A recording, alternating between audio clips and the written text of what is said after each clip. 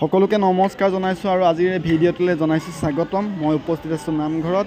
ইয়াত দেখা পাইছে সকলোৱে কেনেধৰণে কাম লাগি আছে। কাম মানে এইটো কাৰণে লাগিছে, আগন্তুক 23, 24, 25, 26 মাৰ্চ 2025 তাৰিখে কাজিৰঙা শ্ৰী শ্ৰী মঠ ভাগৱত পাঠ সমিতিৰ সৌজন্যত বচাগাঁওবাসী ৰাইজৰ আতিথ্যত আৰু কাজিৰঙাৰ সমূহ ৰাইজৰ সহযোগত তৃতীয় বাৰ্ষিক 16 পহৰ অবিৰত শ্ৰী শ্ৰী মঠ ভাগৱত পাঠ আয়োজন কৰিছে আৰু শেষৰ দিনা স্থানীয় শিল্পী আৰু লগতে আমন্ত্ৰিত শিল্পীসকলৰ দ্বাৰা কোবালস্য নামৰ ভাওনাখনি ইয়াত প্ৰদৰ্শন কৰা হ'ব। গতিকে সকলোকে নিমন্ত্ৰণ জনালোঁ। গতিকে সকলো আহিব। ইয়াত দেখা পাইছে কেনেধৰণে ইয়াত দ্ৰুত গতিত কামসমূহ আৰম্ভ হৈ আছে। সকলোৱে নিজৰ নিজৰ কামক লৈ ব্যস্ত, কেনেধৰণে ইয়াত সজাই তোলা হৈছে। গতিকে সকলো আহিব এই অনুষ্ঠান ভাগিলে পুনশ্চ আপোনালোকক নিমন্ত্ৰণ জনোৱা হ'ল।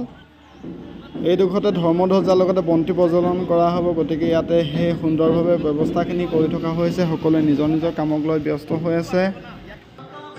লগতে মাধুৰ্যৰ কোনো গুণে কম নহয়। ই ধুনীয়াকৈ এই খোলকেইটা যে দেখা পাইছে, খোলকেইটাৰ ওপৰত ধুনীয়াকৈ আৰ্ট কৰি সুন্দৰভাৱে বনাই আছে। গতিকে আপোনালোকক দেখাইছোঁ ইয়াৰ পৰিৱেশ। গতিকে আপোনালোকে আহিব, সকলো নিজেই সকলো গম পাব কিমান সুন্দৰভাৱে পৰিৱেশটো সজাই তোলা হৈছে। আৰু লগতে দেখা পাইছে ইয়াত চাকি জ্বলোৱাৰ কাৰণে সুব্যৱস্থা কৰি থকা হৈছে। ইয়াতে চাকি জ্বলোৱা হ'ব।